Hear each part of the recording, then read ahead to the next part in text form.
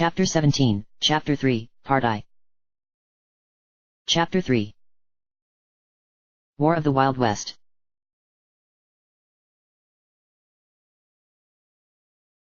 Golden Spur Ranch. 10 o'clock a.m. Hannah was unable to contain her excitement as the group of four emerged from the warp pipe and arrived at their destination. Oh my gosh! Look at this place, you guys! It's so cool! She gushed, scampering around joyfully. It's just like I imagined. It's like we walked right into a movie. Yeah, the most cliché movie in the world, Blaine sniffed. Sure enough, Golden Spur Ranch was everything you would expect from an old Wild West town. There were rows of rickety wooden buildings lining either side of the unpaved, dusty street. Just from what they could see, there was a saloon, a general store, a blacksmith's, and a few houses as well. There were also a few hitching posts outside the buildings where people could bring their trusty steeds, which, from the looks of it, were Yoshi's. And of course, just about everybody was wearing a cowboy hat. Come on, you guys, let's go sightseeing! Hannah cried urgently, tugging on Mario's wrist. I want to see the whole town. And get lots of pictures. Hannah, calm down for a second, Mario said firmly, removing her hand. Remember, the only reason we're here is to get clearance to Mustard Mines. We really don't have any time to waste. Mario? Time doesn't move, remember? The Hammer Sis joked. We have all the time in the world to waste. Now hurry up, you guys. Mario was unable to stop Hannah as she dashed off down the street, looking absolutely thrilled. Having no choice, the other three followed after her, albeit at a walking pace. Stubba was looking around the town in interest, while Blaine, like always, looked like he could have cared less. Hannah was racing along, laughing and cheering, when all of a sudden she skidded to a stop and backpedaled several steps. She stopped in front of a long, dark alley between two buildings, and her eyes grew wide. Mario! She cried, jumping up and down to get his attention. Hurry over here, quick! Completely dumbfounded by her behavior, Mario dashed up to her and looked down the alley where she was pointing, still fidgeting in excitement. I see it. Hovering down at the end of the alley was a familiar-looking group of rainbow-colored sparkles. Within moments, Mario had emerged from the alley holding the Luma in his hands, assuring it that they were about to bring it back home. And then I can get powered up too, right, Mario? Finally! Cheered Hannah, who was literally bouncing up and down around him. Blaine was looking even more ticked off at her than usual, if that was possible. Walking up the street a little ways, they finally found the star pedestal just to the left of the entrance to the general store. Just as the previous ones had done, the Luma leapt out of his hands and perched right on the pedestal, promising it would increase the power of one of Mario's partners out of thanks. Hannah eagerly stepped forward, and the Luma began twirling around until a shower of sparkles fell around her and engulfed her in light. Hannah was upgraded to super rank. She can now use Shrink Hammer to decrease enemies' size, dropping their attack power. That's it. She sighed as the Luma shot off into the sky. No pinball power for me. Personally, I think being able to shrink people is pretty cool, Mario offered. Yeah, I guess. Alright, so we finally got that taken care of, Blaine said in a huff. Now can we please get out of Hicksville here before somebody busts out the dueling banjos? But I want to see the whole town. Stubba protested. Hannah said it would be really cool. Mario sighed. Hannah, Stubba, I know you're excited and everything, but we didn't come here to go sightseeing. We have a job to do. Fine, then. You go to Mustard Mines. Stubba and I are gonna go buy some rock candy. Isn't that right? Yeah. The little club had cheered as he and Hannah raced inside the store. Blaine just shook his head. Much as Mario hated to admit it to himself, Golden Spur Ranch was looking more and more fun the longer he looked at it. Everybody seemed to be having a good time, and surely a place like this had plenty of things to do. But he couldn't waste any time. There was a Sun Soul hidden out there somewhere, and it was his job to find it. As much as he wanted to, he couldn't goof off. At least he told himself that until he noticed the corral. Hoo-wee, fellers. came a raucous voice from the outer edge of town. This has been one exciting day, I'll give ya that. But still, we ain't found one soul man enough to ride Dusty, the roughest, toughest steed this side a mustard mines. Gwynplaine squeezed his eyes shut. Who's making all that racket? Curious, Mario looked down the adjacent road that led away from the main street and off to a barren patch of land on the outskirts of the town. There was a large group of people standing outside a circular wooden fence, and standing inside of it was a very large, ferocious-looking red Yoshi with a saddle on his back. Come on, folks, don't tell me you're all chicken, shouted the announcer, a denim-colored bob-omb wearing an oversized cowboy hat. There's gotta be one feller here who can give old Dusty a run for his money. I'll go easy on ya, I promise. The Yoshi laughed jovially. Mario blinked. Hey! Looks like they're having a rodeo or something. Right on cue, Hanner and Stubba came barging out of the store, already with their faces smeared with sugar. Did you say rodeo? Hanner shrilled. Let's go, guys. She took off like a rocket over to the corral, with Mario, Gwynplaine, and Stubba struggling to keep up with her. She shoved a group of observing spectators out of the way to get a front row view as a very tough-looking toad clambered onto Dusty's back. Now, you know the rules of the rodeo, folks. This feller's gotta stay on Dusty for 8 whole seconds. The bob-omb announced as Mario, Gwynplaine, and Stubba shoved their way up next to Hanner. Think ya can handle it, partner? You kiddin'? Chuckled the toad. I rode tougher steeds than this back when I was a Cloud A Spores. Hanner blinked. Mario. That's not really how toads reproduce, is it? No, Hanner, that's just an expression. At least, I'm pretty sure it is. Alright, you varmint, let's see what you got, said the toad, digging his spurs into Dusty's flank. Giddy, wah. He managed to hold on for about 3 seconds before the ferocious bucking Yoshi sent him flying off, crashing into the crowd and bowling several people over. Everyone else groaned. Maybe front row seats weren't such a good idea, Hanner decided. What a shame, folks, the bob-omb sighed. Come on now, old Dusty's getting bored over here. There's gotta be somebody here worthy of this magnificent steed. Mario failed to notice Stubba's eyes growing wide in fascination until it was too late. I'll do it. The little clubba shouted, climbing over the fence and racing over to the Yoshi. Mario did a double take. Stubba! Get back over here right now. Well, looky here, fellers. The bob-omb laughed. You really think you can ride Dusty here for 8 whole seconds, little partner? You bet I can. Sir. He's just a kid. Mario cried desperately, but nobody seemed to hear him. Stubba, don't. Hanner pleaded. Well, this ought to be interesting, Gwynplaine said smugly. Hanner glowered at him and whacked him with her hammer. You sure about this, kid? I ain't no minor leaguer, you know. Dusty warned Stubba as he struggled to climb onto his back. Don't worry. I'm not scared. Well, okay then. Dusty gave a shrug, and then, without a warning, he threw himself into the air, bucking and flailing wildly. I can't watch.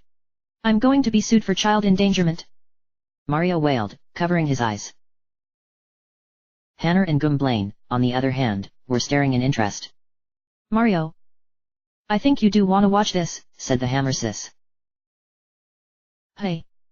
Mario uncovered his eyes in time to see Dusty racing around the outer edge of the corral, snorting like a stallion and throwing up a cloud of dust as he kicked the air again and again. But Stubba was still holding on, and he was laughing. Wee! He cheered. Dang, folks. We got us a miracle. That was 8 seconds already. The bob-omb gawked. Oh, I ain't done here yet, Dusty growled, refusing to be outdone. Suddenly he began kicking twice as hard as before, jumping even higher and racing around even faster. He twisted madly around, frantically trying to throw the little clubba off. But still Stubba clung on, bouncing up and down in the saddle and having the time of his short little life. I don't believe this.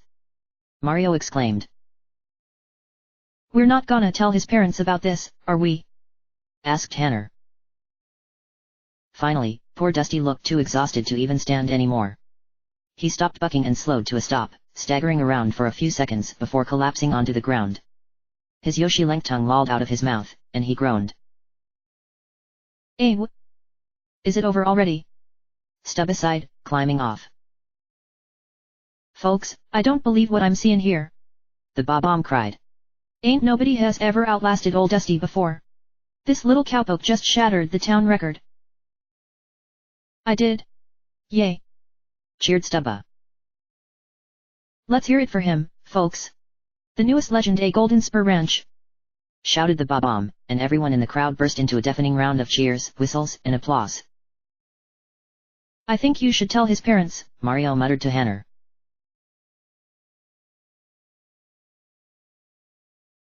Okay, now have we wasted enough time around here? Gumblane demanded some time later. Seriously, what happened to no sightseeing? I think Gumblane's right, you guys. We've had enough fun for one day.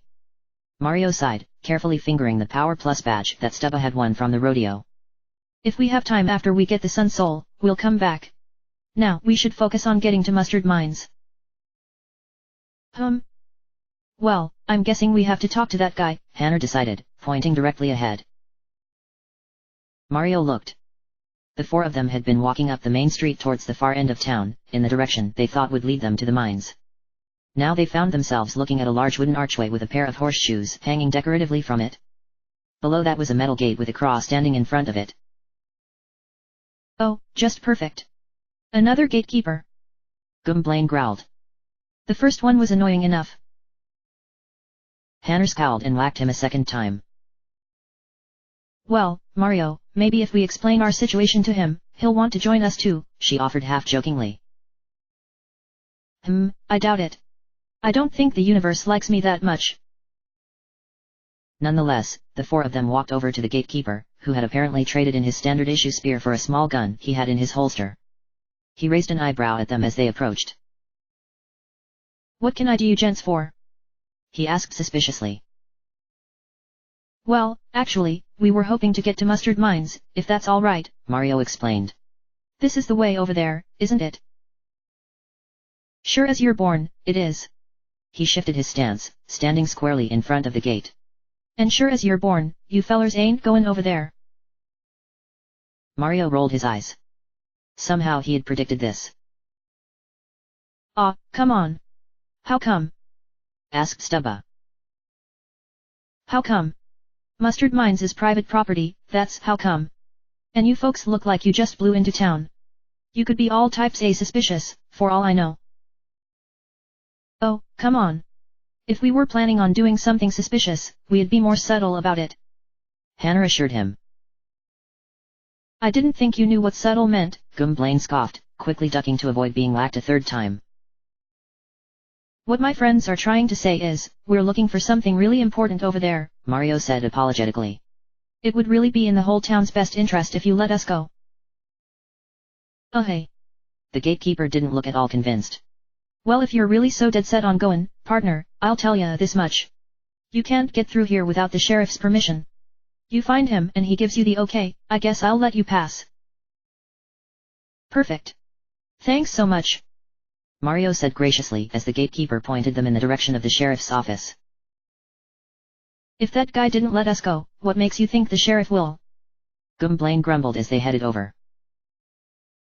As always, Gumblane, we really don't have any other choice. Anyway, I'm sure he'll be reasonable and at least hear us out. Unfortunately, they didn't end up quite so lucky. Mario rapped on the door, and there was no answer. He frowned, knocked again, and still nothing. Finally, he tried to open the door himself, only to find it was locked fast. Just perfect, said Gumblane. Not a very responsible guy, is he? Hanner remarked. Not knowing what else to do, the foursome walked back over to the gate. Predictably, the gatekeeper didn't look too pleased to see them again. The sheriff's not even there, genius. It's locked. Gumblane announced. The gatekeeper actually looked surprised. Ain't he there? He wondered. Boy, I just saw that feller a few minutes ago. Well, I reckon he's just off doing rounds or some such. He'll be back eventually. Well, we really don't have time to wait around to get his permission, Mario implored. Can't we just nod, and say we did? The gatekeeper looked between the four of them, whose expressions ranged from pleading to completely apathetic. Look, he finally sighed. You folks seem nice enough, but rules is rules. I gotta stay here and guard this here gate, and that's a fact. And I don't reckon the sheriff would take it too kindly if I shirked off on my job just for you fellers. Is he really strict? Asked Hanner. Oh, I tell ya that feller's married to the law. An iron fist of justice, he is. Stubba frowned. He sounds mean.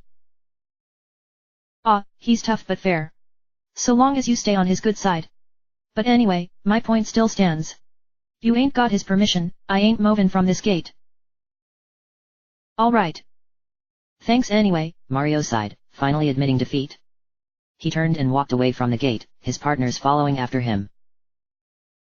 This has always gotta happen to us, Gwynplaine griped. Just what are we supposed to do now? Quit worrying so much, said Hanner.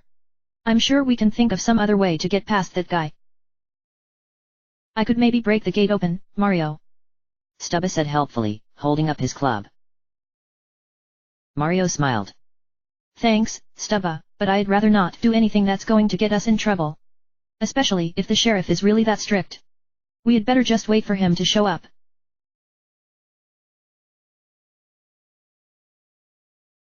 To make a long story short, he didn't show up. Alright, this is getting ridiculous, Mario decided. Nobody in town seems to know where he is. I'm going to stop by in the saloon and see if I can get any info. Just like in the movies, Hanner said with relish. Getting info from suspicious characters in a shady old saloon. Right. Which is exactly why I need you three to stay out here. Hanner frowned. Come on. That's no fun. I'm serious, Hanner. It might not be safe in there. You guys just wait here until I come back out. Hopefully I won't be long. Oh, fine, the Hammerses sighed, with Stubba looking equally disappointed. Mario meant what he said, though, just from passing by the place, the saloon didn't seem nearly as friendly as the rest of the town. Without his partners, Mario walked across the street over to the saloon. He took a deep breath in front of the entrance, then pushed open the swinging wooden doors and walked inside. The first thing he was aware of was how dark it was. And smoky. The only source of light was a dimly lit chandelier on the ceiling, which he only noticed after he had finished coughing. As soon as his eyes adjusted to the dimness, he saw that the saloon was full of circular tables, around which many gruff-looking guys were gathered with hands full of playing cards. There was a bar with several stools lined up, with a grumpy-looking toad doling out drinks. Far in the back corner, a Thugan in a barbershop outfit was pounding on an old honky-tonk piano. Mario gulped. Already he was starting to feel like this was a mistake. Very aware of the numerous pairs of eyes that were following him, he anxiously walked across the saloon over to the bar and slid onto one of the bar stools. The bartender narrowed his eyes at the plumber. What was he thinking? If anyone in here knew about the sheriff, they weren't the types who were going to tell it to him. Well, hey there, crooned a female voice from next to him. Startled, Mario jumped and found himself looking at a female toad with a lot of makeup on. She was wearing a tight-fitting red dress with black lace and had a few feathers sticking out of her cap. Hi, Mario muttered, turning away to look at the table. What's a fine feller like you doin' in here all alone? She persisted. My name's Flirty. Why don't you buy me a nice super soda, hey? I'm sorry, but I'm not here for anything like that, Mario replied shortly. I'm just trying to meet the sheriff. Flirty snorted. Well, he ain't in here, that's for sure. He's been trying to shut this place down. Thinks it's bad for the town's image, or some bull. Well, can you at least tell me where I can find him? Mario asked in exasperation. In response, Fleur grabbed the shocked Mario by his overalls and pulled him over to a nearby table, where a group of other toads and bob-ombs were in the middle of a heated card game. They all looked up and raised their eyebrows at the sight of the flustered plumber. This feller here says he wants to meet the sheriff, she told them. You nice boys can help him out, right? The card players all looked between each other and snickered. Mario began to wish he were somewhere very far away. Sure, partner, we might could tell you how to meet the sheriff, said the toad dealer, who was sitting on the opposite side of the rectangular table from the others. What say you play us in a little card game? If y'all beat us, we'll tell you whatever you want. Fine, Mario groaned, deciding he had gone in too deep to get out of this now. He pulled up a chair and sat between two of the players. The game is Pharaoh, gentlemen, the dealer announced, shuffling all the cards. I trust y'all are familiar with that game. I'll figure it out. Oh, Mario. Are you playing Crazy Eights?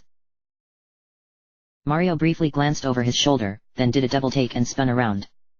Gumblain, Hanner, and Stubba were all standing innocently behind him. What you guys? What are you doing? You are all three too young to be in here. Sorry, Mario. But Stubba had to go to the bathroom. Hanner said apologetically. Mario, I gotta pee, whined the little Clubba. Oh, fine. I think there's a bathroom back there. Mario sighed, waving them off toward the back of the saloon. The three of them immediately took off. As the game of Pharaoh got underway, Mario slowly but surely got the hang of the rules. There were pictures of 13 cards on the table, one spade of every rank, and the players would bet on one or more cards by sliding a stack of coins next to it. The dealer then discarded the top card in the deck and revealed the next card, or losing card. Regardless of what suit it was, he collected all bets that had been placed on that same rank.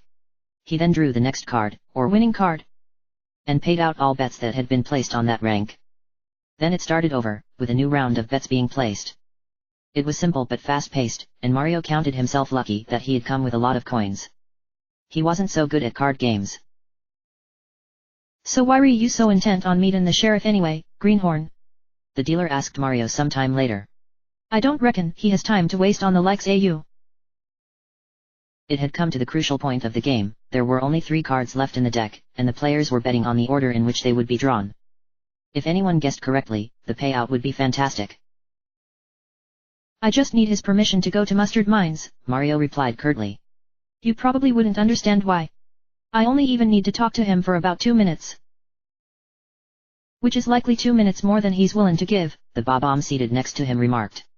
A no-name drifter like yourself wantin' to go to Mustard Mines for no good reason? Not a chance. Mario shook his head as he slid a stack of coins onto the table, deciding it was best not to argue. Look, I want to make a good impression with him. If you won't tell me where he is, can you at least tell me what he's like? Well, I can tell you he single-handedly cleaned up the crime in this here town, the dealer replied in a warning voice. He's a dangerous man if you're on the wrong side of the law. Yeah, I kind of got that impression already. But I swear I'm not planning on doing anything illegal. I just... Yeah, sure you ain't. Now are you gonna call it or what? Hey. Mario realized they were waiting for him to guess on the order. 7, 9, 4. The dealer nodded, and all the players leaned forward and watched with bated breath as he slowly and dramatically reached for the 3 remaining cards. Mario's heart was pounding in his ears. He had far more at stake here than anyone else. With one flick of the wrist, he flipped the cards over. They were the 7 of clubs, the 9 of diamonds, and the 4 of hearts. The dealer blinked. Well, what do you know? I won. Mario exclaimed. Ha! I won. Terrific.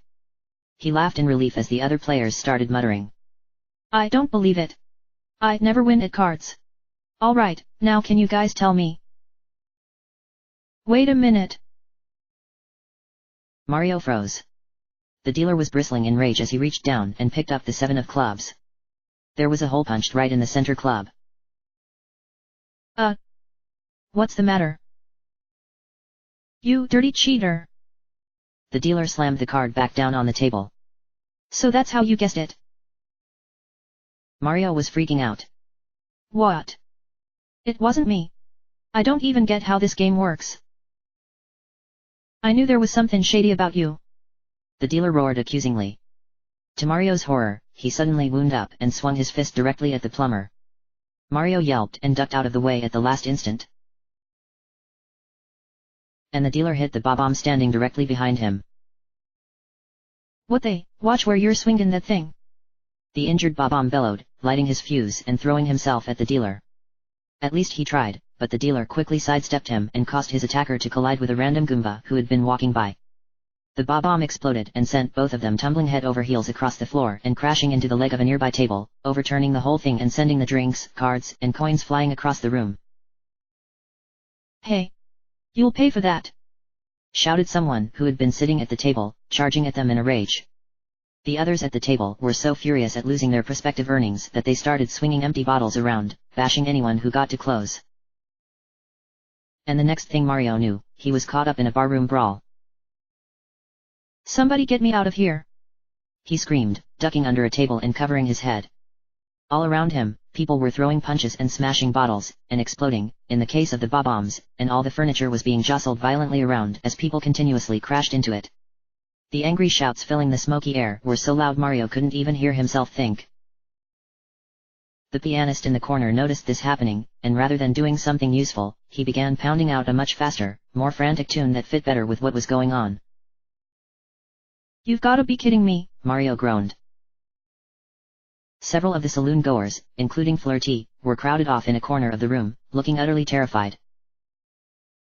Not this again! What'll we do? Somebody get the sheriff, quick! Mario's blood froze when he heard that. No, don't! He shouted pleadingly. The last thing he needed was for the sheriff to catch him in the middle of something like this. He had to get out of here before it was too late.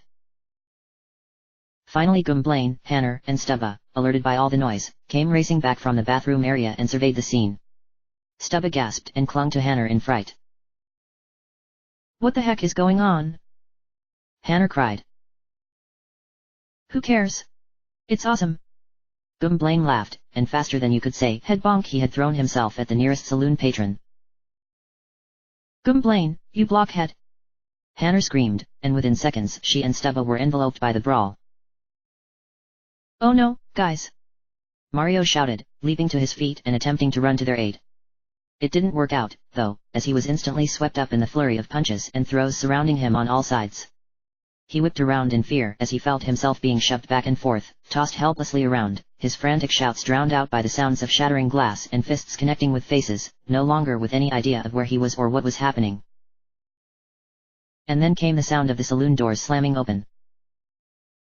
Everyone froze. From where he abruptly found himself sprawled on the ground in an uncomfortable position, facing away from the door, Mario started to panic. Everyone, including the pianist, had immediately stopped what they were doing and had cautiously turned to face the noise. Even his partners seemed to have forgotten they were in a fight and were now staring at the doorway in wide-eyed fright. This can't possibly be good. Though he knew who it must be, Mario ever so slowly turned his head and followed their gaze, looking up at the person who was now standing in the doorway. Whoever he was definitely the sheriff, that much was obvious by his star-shaped badge, the critical gaze he cast over the room, and the way the entire saloon had fallen quiet at the sight of him. But he was the very last species Mario had expected him to be. What in tarnation is going on in here?